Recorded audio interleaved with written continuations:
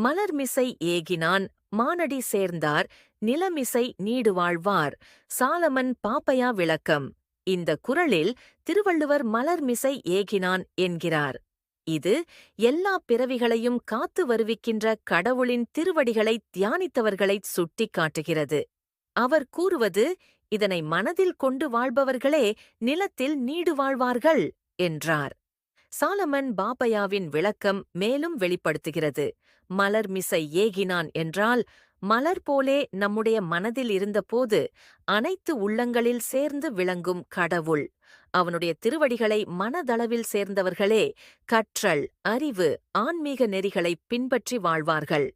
இவர்கள் நிலமெங்கும் நெடுக வாழ்பவர்கள். ஏனெனில் அவர்கள் நற்குணங்களைப் பின்பற்றுவதால் நிலையான புகழையும் வாழ்க்கையையும் பெறுகிறார்கள். இவ்வாறு அறம் என்னும் அடிப்படையில் நிலைத்து நிற்கும் வாழ்க்கையை அடைவது